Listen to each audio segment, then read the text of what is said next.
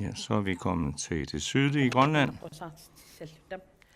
til vælgermødet her i Qaqortoq. Vi er jo kommet noget for sent i gang, men vi byder velkommen trods alt. Der er forskellige områder, vi kan snakke om her. Omkring en ny lufthavn til ca. 400 millioner kroner. Der kan komme meget andet op. Så velkommen alle sammen, alle kandidaterne og alle tilhørende.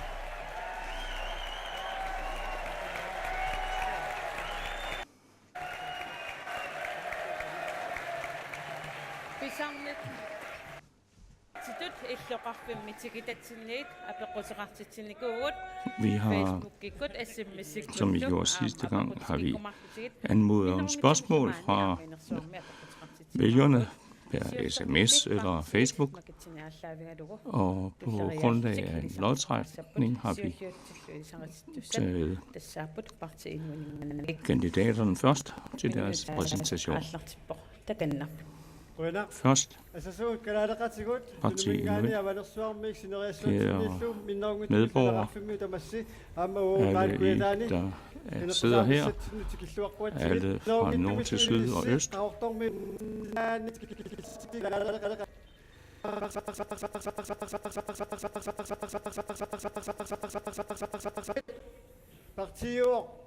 Parti Inuit er et parti, som lægger stor vægt på vores grønlandske identitet,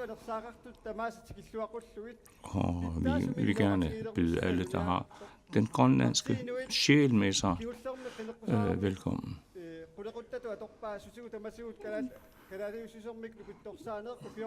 Ved sidste valgkamp brugte vi netop dette emne eller dette tema, og denne gang vil vi gerne bruge, at vi ser vores medborgere her i Grønland lide under de forhold, som de bliver budt her over hele landet. Jeg hører mig helt selv hele tiden.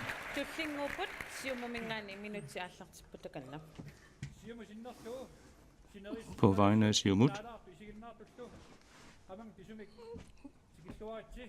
vi vil gerne byde alle velkommen, der er til stede her i sportshallen.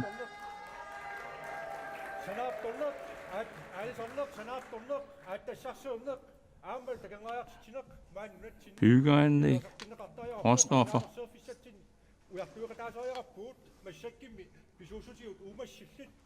og vores levende råstoffer kan vi tage som eksempel. Det er simpelthen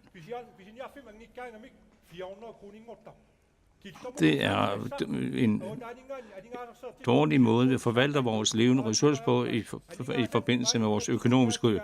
Vi mangler penge her i Grønland, og det gælder både turisme, som kan gå både til de ældre og til hele uddannelsesområdet. Tak skal I have.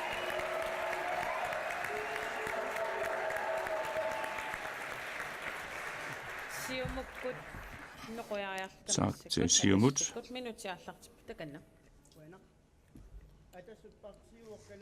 Atasut er et parti, som arbejder under frihed på grundlag af den grønlandske kultur. Ordet Atasut betyder, at vi alle, trods alle vores forskelligheder, kan arbejde sammen. Atasut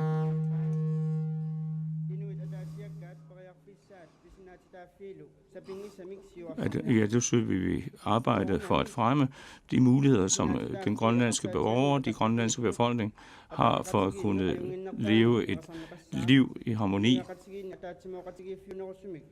Vi må arbejde sammen for at skabe en større solidaritet blandt befolkningen, blandt mennesker, som ikke bare giver op undervejs, men som har men som er villige til samarbejde for at løse dette lands problemer.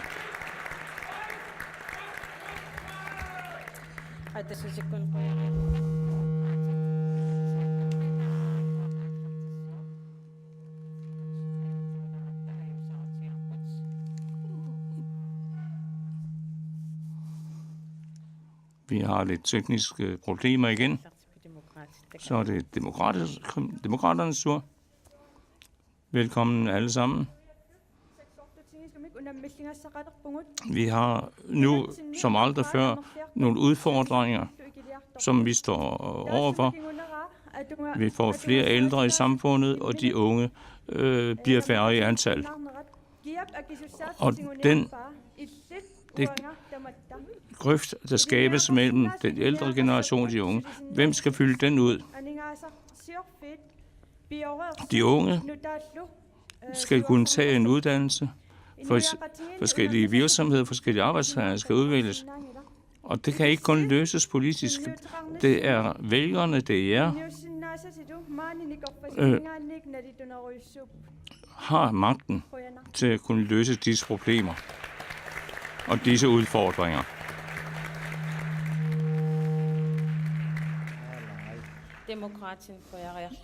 Tak til demokraterne. Partiet Nederak, værsgo. Tak. Tak til jer alle vores medborgere, der er her i Rautnok, til alle jer, der er med på radio og tv langs kysten. Prøv at forestille forholdene her i Grønland. Vi har ganske vist et styre her, og det er ikke lykkedes helt endnu med at nå frem til målet. Vi ser børn, der sulter, hjemløse, store virksomheder, som kører med undertrykkelse af deres medarbejdere på grund af dårlig ledelse. Partiet Nederak har styrken til at nå det helt modsatte. Vores børn skal have en god fremtid. De skal have en god hverdag. Og det er dig, der skal være med til at beslutte dette. Og på baggrund af den situation, vi befinder os i dag, så er dette valg i denne måned nok et af de vigtigste, vi har haft i Grønlands historie.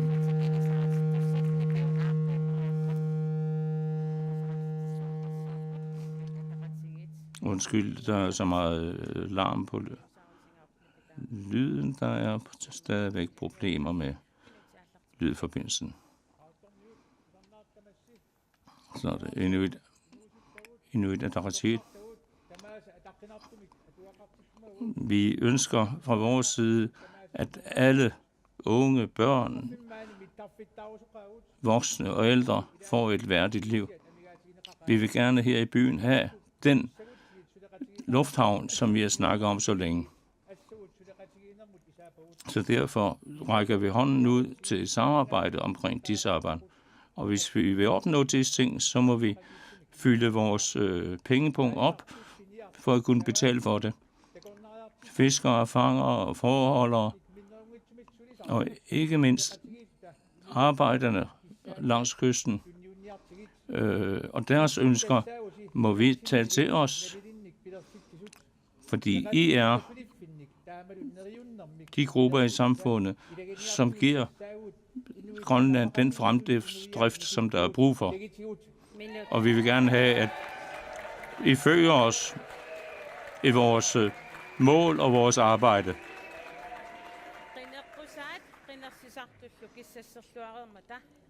Efter vi nu har fået i gang i valgkampen med disse indledende bemærkninger, kan vi gå over til spørgsmål. Her er et spørgsmål om bøsser og lesbiske.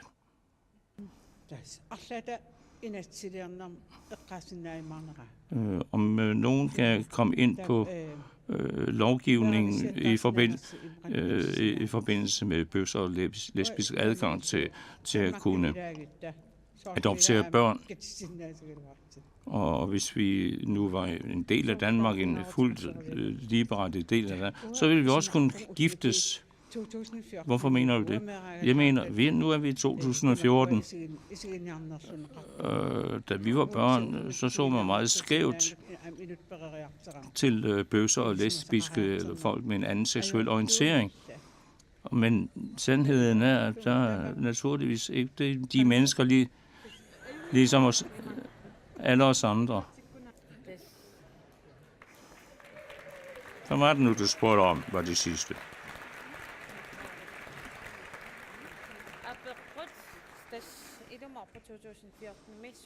Det er rigtigt, at her i 2014 ikke har mulighed, at bøsser og lesbiske ikke har mulighed for at adoptere børn.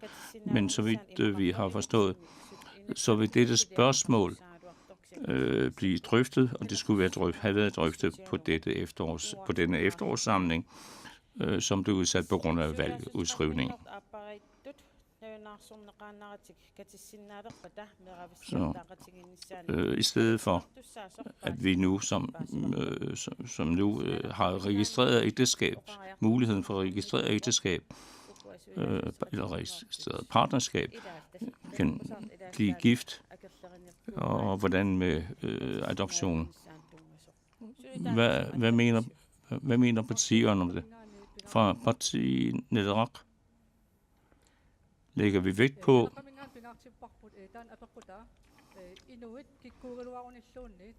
at et spørgsmål, uanset om de er bøsser i lesbiske, er et spørgsmål, som de enkelte mennesker må tage stilling til. Det vil jeg med andre sige, hvis emnet kommer op på forårssamlingen, så vil I kunne stemme for det. Vi kan kun sige, at det er helt op til de mennesker, det drejer sig om. Vi kan formentlig alle sammen regne med, at dette spørgsmål kommer op til beslutning på forårsbanen. Det vil sige, at alle kan stemme for. Fra IA's side har vi altid lagt vægt på ligestilling mellem kvinder og mænd. Og det samme gælder også heteroseksuelle og forholdet til bøsser og lesbiske. Og vi vil, når den pågældende afstemning kommer frem, så vil vi stemme for. I Adessut lægger vi også vægt på, at mennesker, uanset deres seksuelle orientering, kan være ligeværdige borgere uden at blive diskrimineret. Så derfor har vi i denne valgkamp lagt vægt på overskriften et enigt samfund. Jeg har selv fremsat dette spørgsmål, fordi jeg mener, at forskelsbehandlingen bør stoppe. Også bøsser og lesbiske har den kærlighed, som vi andre heteroseksuelle og andre også føler, og derfor skal de have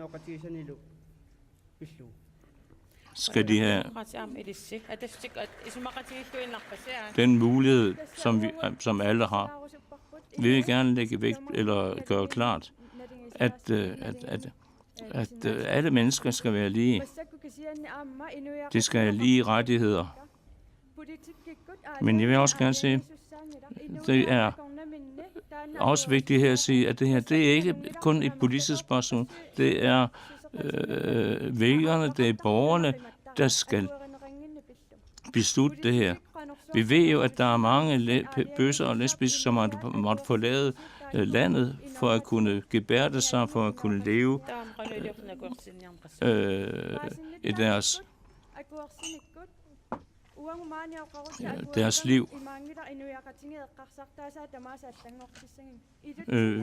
Vi må inden for os selv, må vi selv klare det her.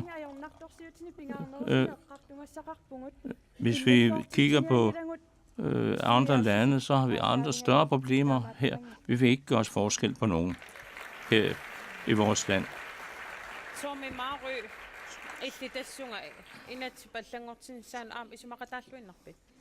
Tommy Marø, er du også helt enig? Fra Partisimut er vi helt enige i disse betragtninger. Og det er også et område, som er blevet drøftet i Inatsisartut tidligere. Og vi vil fra Siumut helt rede til at tage spørgsmål op igen. Og ikke mindst, at vores børn kan vokse op i harmoni med deres familie og med sig selv.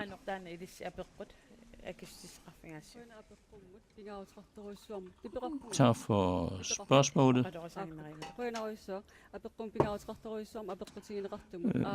Hvor det er det vigtige spørgsmål. Denne tabu-tendens, der har været til omkring bøsser og lesbiske, har jo været fremherskende i mange år. Men hvis vi tager England som eksempel, men for eksempel har man åbnet op for bøssers og lesbiskes adgang til ægteskab i England. Og her gælder det for os primært og alt og vigtigst, at par lever harmonisk sammen. Jamen, på dette spørgsmål var der stor enighed. Jeg ved ikke, om vi kan fortsætte den enighed hele aftenen ud.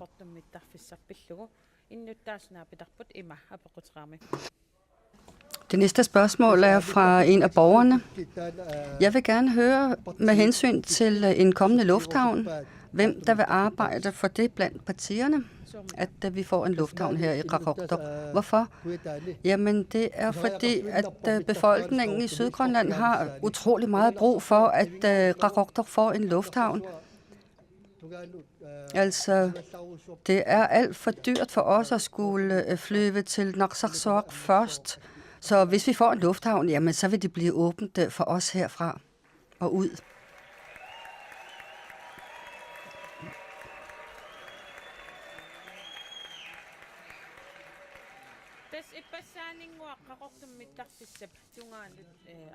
Så forleden dag begyndte man så at grave vejen ud til den kommende lufthavn, og nu vil vi gerne høre de enkelte partier, hvad de vil i forhold til en lufthavnsbyggeri i Qaqortoq fra Atassut.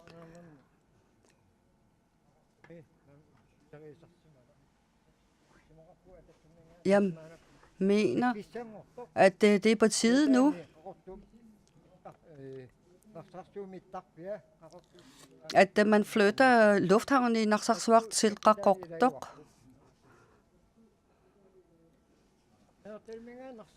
Fra Nanortalik til Narsaq, der vil flybilletten blive 1.000 kroner billigere.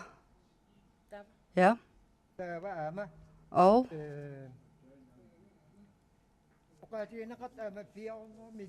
det er også blevet sagt, at det skulle koste 400 millioner kroner. Det kommer kun til at koste 370 millioner kroner. Og vi ved jo, at det er udgifter, der skal spredes over en 4-årig byggeperiode. Jamen, vil det så sige,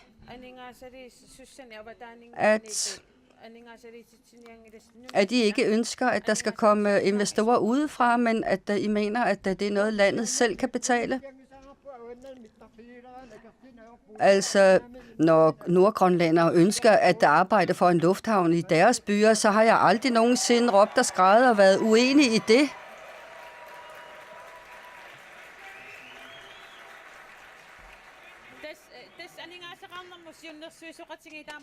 Altså, det økonomiske råd har jo blandt andet ikke anbefalet, at man skulle komme med så store hjemlige eller nationale investeringer. Mener du stadigvæk, at de her 370 millioner kroner er noget, som landskassen kan bære? Altså, som jeg har sagt tidligere. Ja, jeg mener, at vi skal tænke på, at det er en investering i fremtiden, og at det godt kan betale sig, hvis man ser det i det perspektiv. Det mener Atassut. Hvad mener demokraterne, skal Qaqortoq have en lufthavn? Ja, det skal Qaqortoq have. Men vi bliver nødt til at tage udgangspunkt i de realistiske sager, vi sidder med her. Altså, vi mener ikke, som Atassut, at landskassen selv skal betale byggeriet. Og man ville selvfølgelig ikke have ventet i 30 år med at bygge en lufthavn, hvis det var, man havde haft råd til det på et tidligere tidspunkt. Hvis vi skal realisere en lufthavn, så skal vi altså lige se på de forskellige faktorer, der spiller ind. Vi skal finde ud af, hvilke investorer vi kan hente udefra, lige så vel som vi også bliver nødt til at se på, at turisterhvervet også bliver nødt til at fylde lidt mere i Qaqortoq. Så uanset hvad, så det vil sige, at landskassen skal ikke betale det. Nej, landskassen kan ikke selv betale og afholde udgifterne. Hvis det var tilfældet, så havde man nok bygget den for længe siden. Jamen, hvornår tror du? Jamen, jeg er jo nordgrønlænder. Altså, selvfølgelig skal der være en lufthavn her. Men vi bliver nødt til at ty til udenlandske investorer. Jamen, hvornår tror du så, det kan realiseres? Altså det, der er det realistiske, det er, at vi bliver nødt til at kigge på medinvestorer udefra, fordi vi kan ikke forestille os, at selvstyret selv har råd til at betale det hele. Vi ved jo, hvordan situationen ser ud, hvad økonomien angår, og hvis det er, at vi skal realisere en lufthavn i Qaqortoq, så skal vi altså have hjælp udefra med det finansielle. Bartina Lerak. Altså, lufttrafikken er jo dybt afhængig af, at der er lufthavne, man kan lande på og også flyve fra. Og det, der er vigtigt at tænke på her, det er, uanset hvor man bygger lufthavne, så er det de samme krav, man stiller til lufthavnsbyggeri og også til landingsbaner. Altså, hvis man har estimeret, at det vil koste 370 millioner kroner at bygge en lufthavn i Qaqortoq, så skal vi også se, hvordan det står i mål med de kæmpe mange udgifter, vi skal have i forhold til, hvad det er, vi skal. Fordi spørgsmålet er, hvilke krav der skal stilles. Skal det være en asfaltlandebane, eller skal det være en grusbane, vi skal have? Altså, vi bliver nødt til at se på de forskellige byers behov for at have en landingsbane. Hvis vi kan bygge disse landingsbaner i de forskellige byer for kun 150 millioner kroner, så vil vi jo nok have bedre råd til at bygge flere. Og det kunne jo være de lokale entreprenører, der selv bygger disse landingsbaner. Og det skal ikke være sådan, at vi skal tilkalde folk og anlægsarbejdere udefra til at udføre arbejdet, men at man tager udgangspunkt i vores egne lokale entreprenører og tømrere og anlægsarbejdere til at udføre arbejdet. På den måde så vil vi kunne binde trafiksystemet sammen, udført af vores egne fagfolk. De der 150 millioner kroner, du snakker om, hvad er det? Jamen, det er, hvad det koster at bygge en grusbane. Hvis vi skulle bygge det i 6 mindre byer, som ikke har en lufthavn i dag. Altså nu har man jo beregnet, at det koster 370 millioner kroner at bygge lufthavn i Qaqortoq. Hvor vil I finde pengene fra? Jamen de der 370 eller 375 millioner kroner, det skal koste at bygge en asfalteret landingsbane med bygninger og det hele. Men hvad er det, som de rejsende har brug for? Er det en kæmpe stor, flot lufthavnsbygning? Eller hvad vil være bedre at bygge i forhold til de behov, vi har? Fordi det, der er vigtigt for samfundet og også for befolkningen, det er at finde en løsning, der passer os alle sammen. Og det er, at vi kan bygge grusbaner i 6 byer, som i dag ikke har landingsbaner, og dem vil vi kunne bygge for 150 millioner kroner. Det halve af, hvad det vil koste at bygge en lufthavn i Qaqortoq. Vil det sige, at det ikke er en grusbane eller en landingsbane for fastvingede fly? Jo, det er det altså, og den kan blive 750 meter lang. Altså, Siumut, hvis det er jer, der bestemmer. Holder I fast i, at der skal bygges en lufthavn? Vi kan ikke komme udenom, at der skal bygges en lufthavn, og det skal ses i sammenhæng med udviklingen af samfundet og også regionerne. Og det har vi sagt tidligere, også under de forrige valgkampe, vi har haft. Nu begynder Bakhtine al-Araq at snakke om, at man vil bygge billigere og mindre landingsbaner. Vi synes, at vi skal tænke den anden vej. For eksempel at forlænge de eksisterende landingsbaner, fordi kun når vi gør det, som kan tage større fly, vil vi kunne forsvare en god spredning af erhvervsudviklingen og også den økonomiske udvikling over hele Grønland. Men det er klart, hvis ikke vi kan investere i noget, hvor skal vi så ende henne?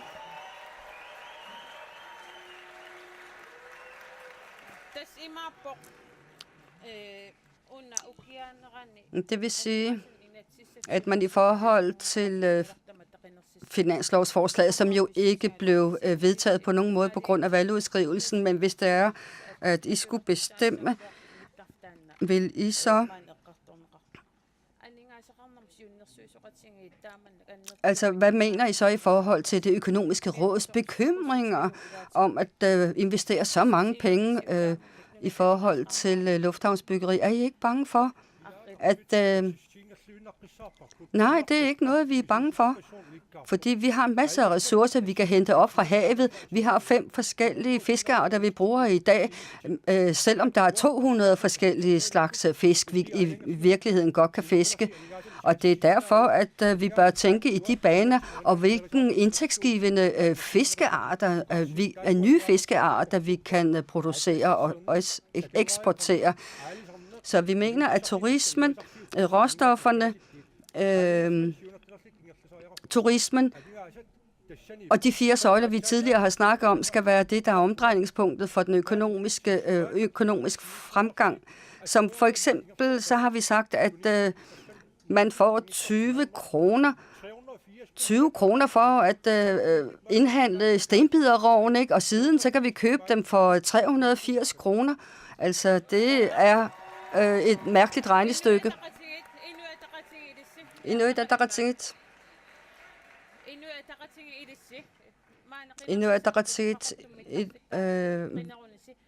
Når der bliver stemt på jer fra vælgerne, får I så en lufthavn? Jamen, vi har aldrig været imod, at der skulle bygges en lufthavn i Qaqortoq.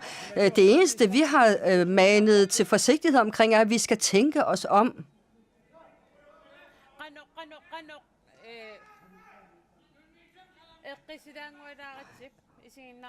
Det er tilhørende, der lige får besked på at forholde sig lidt roligere. Altså, støtter I op om lufthavnsbyggeriet? Ja, det gør vi. Jamen, vi bliver nødt til at tænke os grundigt om. Altså, Siumut snakker om, at de vil gerne lægge 371 millioner kroner til side til lufthavnsbyggeri, men på den anden side, så hvor mange hjemløse er der? Hvor mange arbejdsløse har vi? Vi har så mange andre problemer, vi også skal finde løsninger for. Vi skal jo finde nogle indtægter sådan, så vi kan hjælpe dem, der har det værst her til lands. Og det er derfor, at vi bliver nødt til at finkæmme finansloven, for at få den lidt mere realistisk. For eksempel kigger vi på sundhedsområdet, så er der en masse bevillinger, der bliver givet til dette område.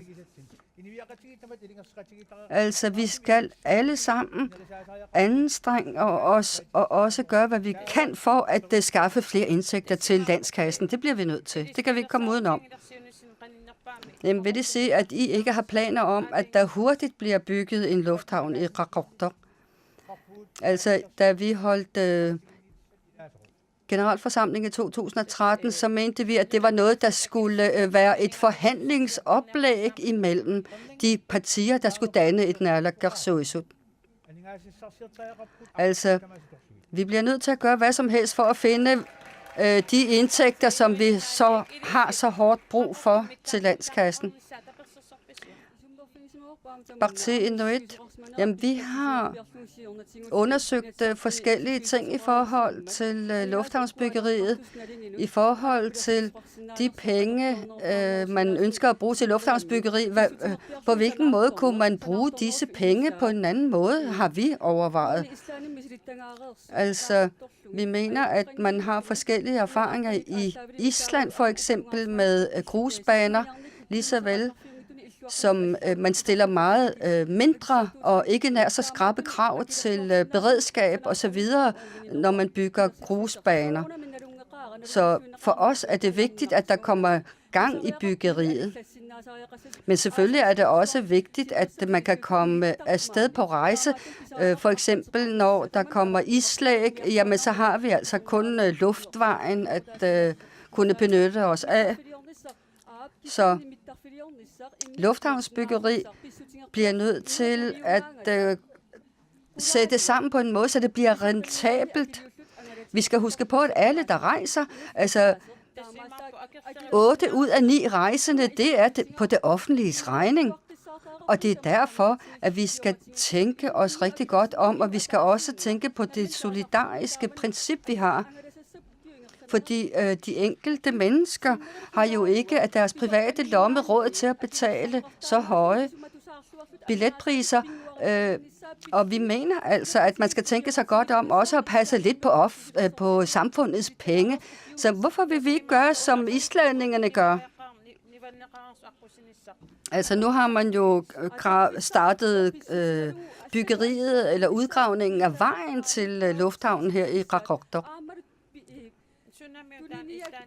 Jamen, hvad er det for noget, du mener i forhold til Island? Jamen, folk skal have mulighed for at komme ind og ud af stedet. Altså, selvfølgelig kan man kigge på, om det virkelig skulle være så dyrt at bygge den vej. Altså, selvfølgelig bliver man nødt til at lave et forarbejde, også i forhold til at bygge et vejnet ud til en ny lufthavn. Men vi er altså en lille befolkning, og vi har en meget lille økonomi, så hvorfor vil vi ikke gøre på samme måde, som islændingerne har gjort det, på en lidt billigere måde og med et færre passagergrundlag?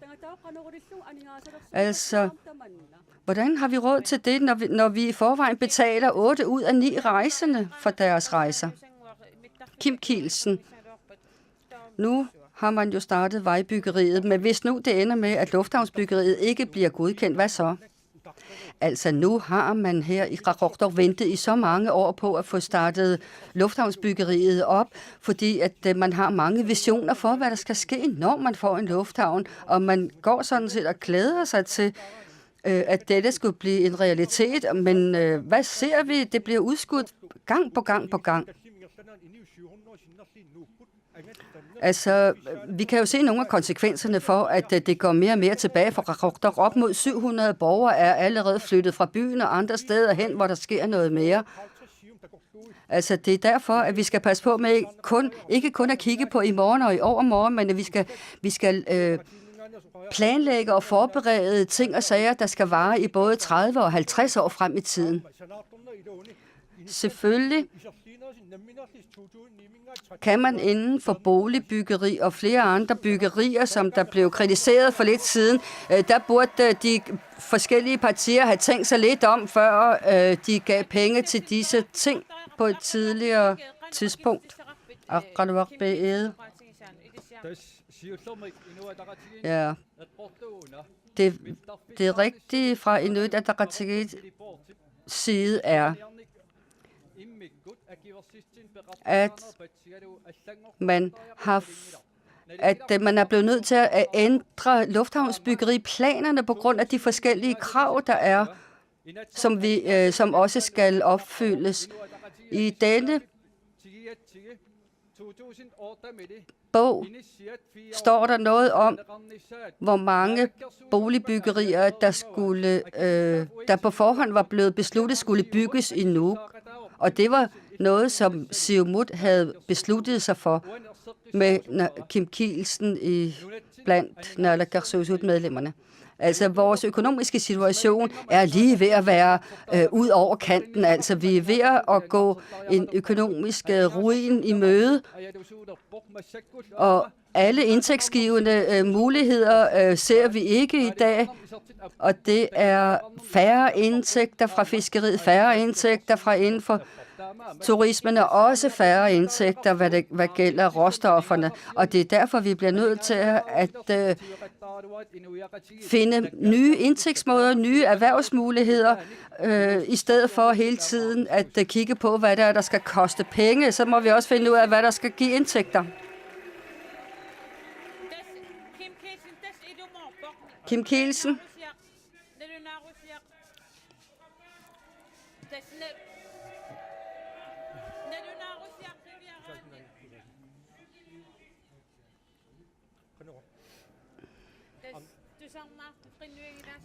Lytterne eller tilhørende må altså lige forholde sig lidt mere stille.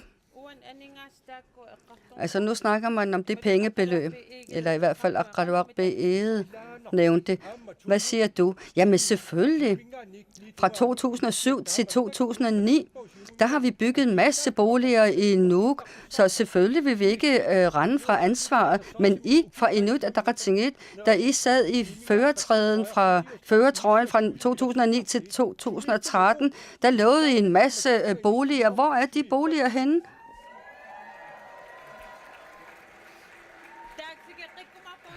Dem kommer vi tilbage til, men lad os lige holde fast i lufthavnsbyggeri-snakken.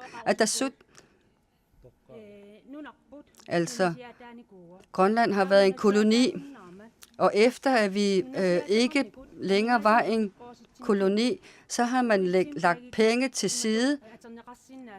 Og man har for eksempel lavet nogle aftaler med ULT, hvor man fik nogle økonomiske ordninger i forhold til udvikling af forskellige dele af landet. Det vil så sige, skal vi have en lufthavn bygget af ULT-penge? Jamen, det kunne man godt forestille sig, fordi vi har sagt ja til, at der skal bygges en lufthavn i Qaqortoq. Det har Atassut sagt ja til, og det mener vi godt kan bygges uden at hente penge fra landskassen. Det kunne være penge, man hentede i ULT, via ULT-ordningen. Hvad mener demokraterne om det? Jamen først vil jeg sige, jeg synes, det er alt for nemt, at Siumut kommer med alle disse valgløfter. De har været i spidsen for landet i så mange år, og nu siger de, at vi skal finde ekstra penge fra fiskeriet. Altså hvis det var, man havde haft en god ledelse og en god styring af landet i mange år, jamen så ville man måske have undgået denne situation i dag. Altså, vi mener, at uddannelsesniveauet skal hæves, og at man via den vej skal få nogle bedre fiskeripriser til den tid. Selvfølgelig. Jeg synes, det er for nemt at bare sige, at man skal hente penge fra fiskeriet til at bygge en lufthavn. Jeg synes, det bedste, vi kunne gøre. Altså, vi skal jo tænke på, at vi har en masse arbejdsløse, som vi også har udgifter på. Altså, hvis det var, at vi havde de penge der, så kunne vi jo betale det færdigt i løbet af en 4-årig periode. Altså, nu har det økonomiske råd jo sagt i deres beretning, at der er faldende indtægter over hele linjen inden for fiskeriet, og der er færre turister, som lægger færre penge. Altså, alle indtægter er på faldende. Er det så ikke lidt farligt at love en masse ting, når man ikke har råd til det? Tom Marø? Nej, det er ikke falske løfter. Jeg mener også, at politikere bør være dygtigere, og også være dygtigere til at kæmpe for udviklingen i de forskellige regioner. Selvfølgelig kan vi ændre på investeringsmåden, vi bygger lufthavnene på. For eksempel har det været dyrt at bygge lufthavnen i Bamio, selvom den så er betalt i dag. Og det vil være den samme situation i Qaqortoq, hvor man har betalt udgifterne ud i løbet af en kort årrække. Du er den første til at sige noget, Per Rosing Petersen. Jamen, vi skal altså være fornuftige i snakken her, fordi vi har altså ikke en økonomi, vi kan rute rundt med. Og vi skal også huske, da man byggede lufthavne i Asia, dengang, der snakkede man om, at man ville højne og hæve eksporten fra Grønland. Men hvad har vi set? Det er det modsatte. Trafikken er blevet meget dyrere. Så derfor så er det ikke tilstrækkeligt blot at kigge på økonomien for de enkelte landingsbaner og lufthavne. Jeg synes, der er flere ting, vi bliver nødt til at kigge efter og også evaluere. Vi bliver nødt til at finde ud af, hvor det er, de fordyrende led er. Fordi hvis vi bare bliver ved med at gøre, som vi gør i dag, så bliver det altså ikke billigere for hverken Zacchaeus eller Benjamin at komme ud at rejse. Og vi vil alle sammen gerne gøre noget for at gøre det lettere for alle. Selvfølgelig skal vi alle sammen sige tak til, at der kommer en fremstrakt hånd til samarbejde, også i forhold til lufthavnen i Qaqortoq fra de andre partier. Altså, jeg er enig med Tom Marø i, at politikere skal være dygtigere. Vi bliver nødt til at kende vores beslutninger til punkt og prikke, og hver det kommer.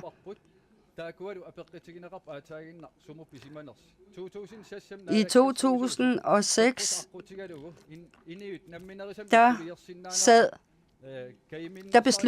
der gav man den siddende landsstyre lov til, at folk kunne man via en bekendtgørelse og forordning kunne give folk mulighed for at bygge deres egne huse. Og det i forhold til et offentligt boligbyggeri kan vi sige, at folk, der selv har, selvfølgelig kan selv sørge for sig selv, men vi har altså også en stor befolkningsgruppe, som ikke selv har penge til at bygge deres egne boliger, og dem skal vi jo tage os af og sørge for. Kim Kielsen. Altså, hver gang vi tager en beslutning, om det så er lufthavn eller hvad det er, så når vi har taget en beslutning, og vi har stået og besluttet omkring rammerne for et kommende byggeri, så overdrager vi jo selve arbejdet til teknikerne og dem, der skal udføre det. Altså, jeg mener også, at ved at man bygger og realiserer en lufthavn, så vil der altså komme flere turister. Det vil have en gunstig effekt, både på turismen, men også for fiskerierhvervet. Altså, det der med, at man bliver nødt til at se på, hvad det er for nogle ting, der er så fordyrende, for eksempel når det gælder stenbiderovne, som vi kun får 20 kroner for, men som senere vi kan købe for 400 kroner. Vi fortsætter med spørgere.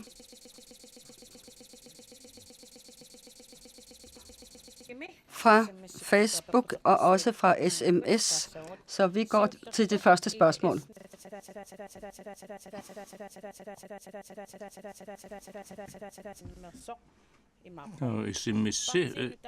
Vi har fået en sms. Spørgsmål om nul-tolerancen i forbindelse med uran. Først enprissystemet omkring el og vand har været nævnt af forskellige partier, blandt andre Siumut-partiet.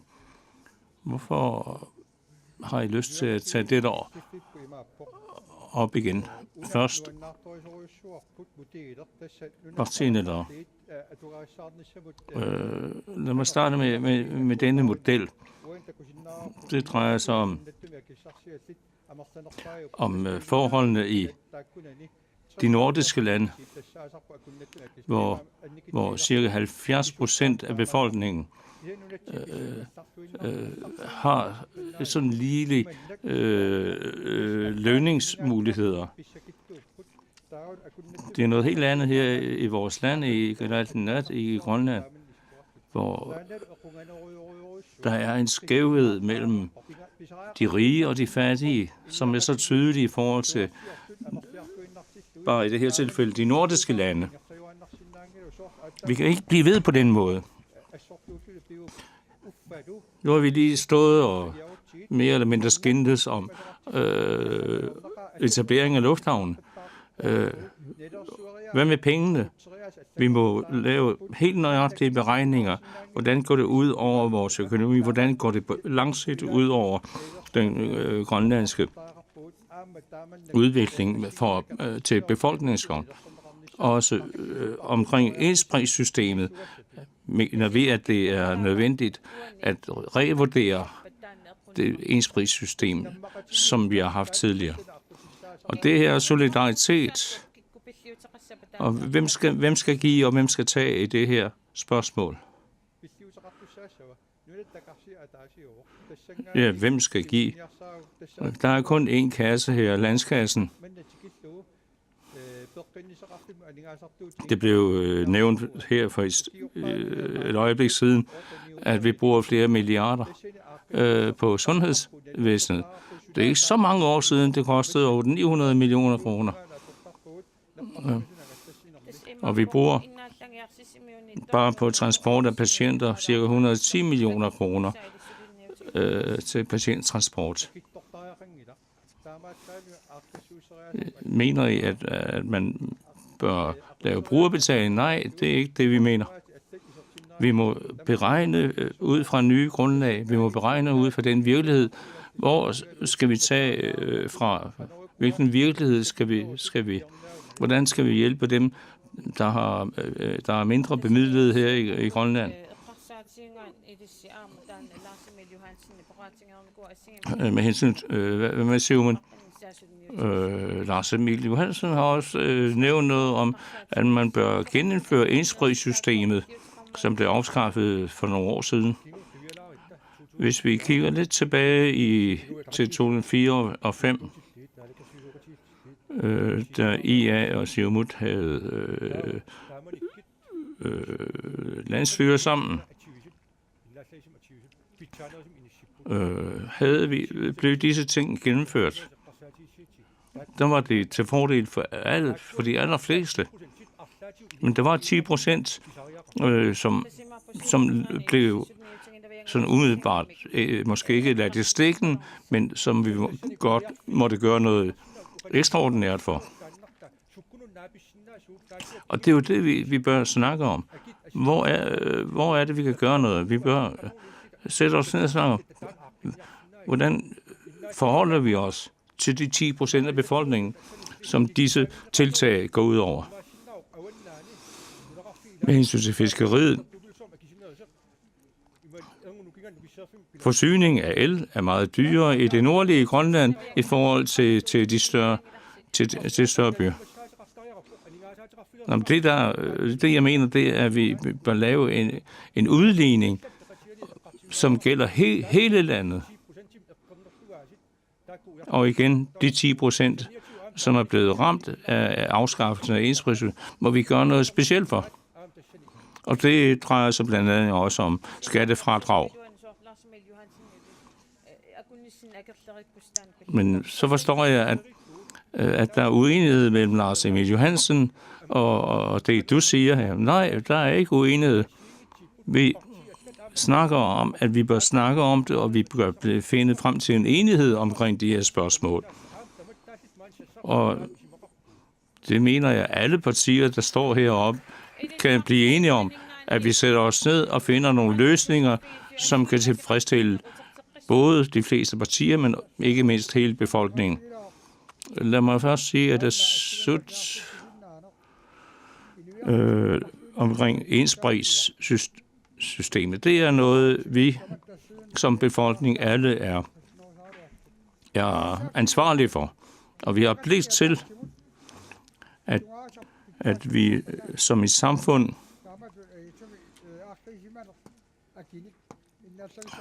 at for eksempel på elpriserne må finde frem til en ordning, som er helt lige fordelt blandt forbrugerne. Nej, er I tilhængere af ensprejssystemet? Ja, det er vi. Vi er enige i, at der skal være ens priser over hele Grønland. For eksempel i forbindelse med kommunesammenlægningen, som vi på daværende tidspunkt var modstandere af. Men jeg vil gerne lægge en tyk streg under det her. Hvor langt vi er kommet. Hele samfundet må forstå, hvorfor har vi disse økonomiske problemer? Er det noget med, at vi er de indfødte beboere her i Grønland? Hvor bliver de af? Vi importerer 3.600 arbejdere udefra til at kunne klare de opgaver, der er her i dette samfund.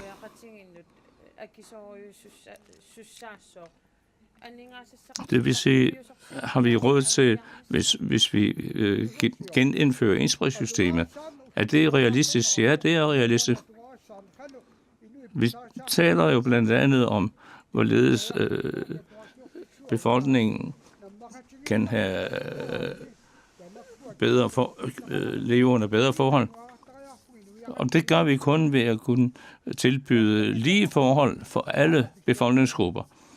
Der er nogen i dag, som har det hårdt, og der er nogen, der har det fint. For det er vi helt parat til at snakke videre om dette vanskelige spørgsmål.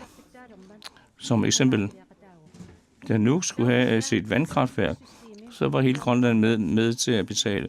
Og da indsprægssystemet blev indført, og igen eksempel Nuuk, så faldt energipriserne. Lad os se, for eksempel i Østgrønland eller i Nordgrønland, hvor man bruger ekstra meget energi om vinteren, under mørketiden og så, hvor vi siger, vi vil gerne snakke med om det. I er ikke enige i det? Jo, vi er enige i det. Så dette indsprægssystem må simpelthen gennemføres. Hvorfor? Fordi vi alle sammen må være med til at lette byrderne og omkostningerne for de mindre bemidlede. Og på den måde kan vi vise solidaritet i hele samfundet. Kan vi regne med, at indsprægssystemet kan gennemføres, hvis I kommer ind i Inatsisartut? Ja, jeg vil bare sige, sikke en masse løfter. Per Rosing Petersen sagde, hvis man tager alle arbejderne, så er det 40%, man tjener mindre end tilkaldte. Hvorfor taler vi kun under valgkampe om tilskud? Og hvis man kigger på, at de fleste, mange af dem, lever under niveauet for SIK-overenskomsterne. Hvad er det, der gør det? Er det uddannelse, der gør det? Vi for eksempel, som bor i de større byer, er kommet ind i en gænge med at tænke på tilskud. Lad os nu holde op med at tænke på tilskud, og i stedet begynde at tale om løsninger.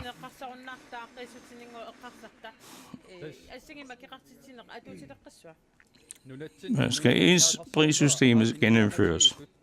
Ja. Vi kan jo se, at vores økonomi er på vej ned, og det eneste måde, vi kan gøre det, er at være løftet i samlet flok. Det kan ikke være mening, at kun yderdistrikterne og bygderne skal bære de byrder, som bliver værre og værre. Vi har fra IA et forslag omkring 10% omkring energiforsyningen, at vi kan etablere en fond til at bære de udgifter, der er forbundet med energiforsyning. Og hvis det er helt umuligt, så må vi vende tilbage til et ensprissystem omkring el og energi. Vi kan jo se, at vi på nogle måder har set, at der har været forskellige uheldige konsekvenser af den beslutning, som blev taget i det. Så på den måde kan vi nå frem til en opretning af ligestillingen. Det er sådan, at de mest velstillede borgere får det bedre og bedre. De mindre bemidlede får det værre, eller får det værre og værre. Så derfor vælger vi at forbedre vores økonomi baseret på de enkelte mennesker og de enkelte borgergrupper. Nu har alle partier borgere givet deres mening til kende på dette spørgsmål. Det næste spørgsmål fra spørgeren, det er omkring uran. Det kan vist gøres meget hurtigt. Hvad siger I først?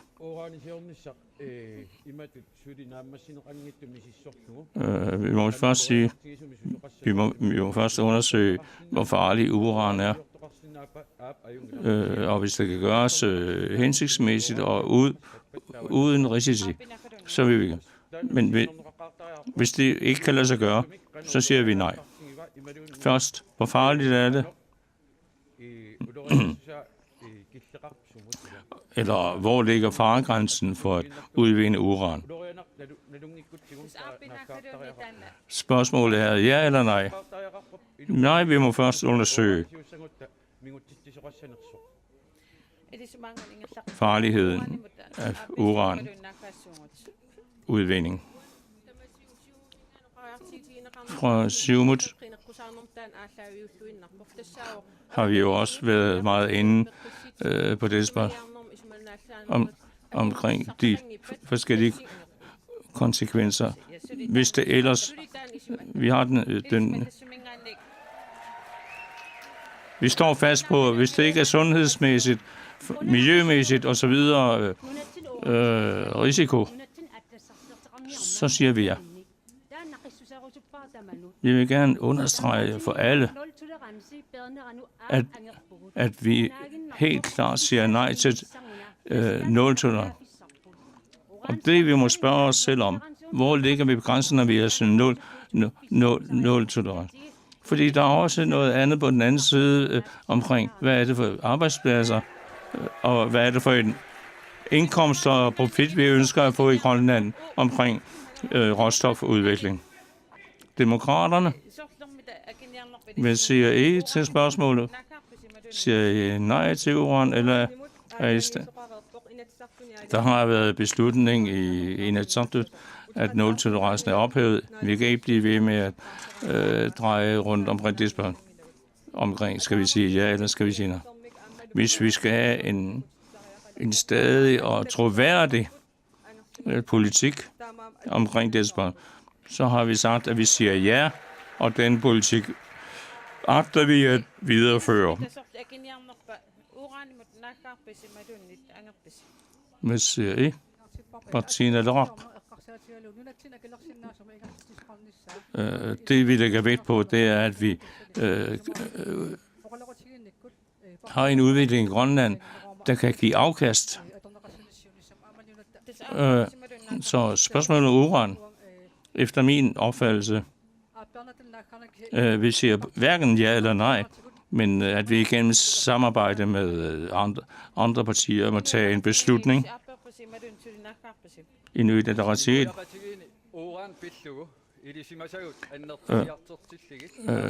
inden for samfundet og inden for det grønlandske samfund lærer vi mere og mere omkring konsekvenserne af uranudvinding og uranefterforskning. Så på det grundlag kan vi stadigvæk drive råstofvirksomhed, uden at det er farligt for sundhed, for miljø. Alle mulige undersøgelser, som ikke er blevet afsluttet endnu, har gjort, at vi ikke er 100% klar til at tage den endelige beslutning.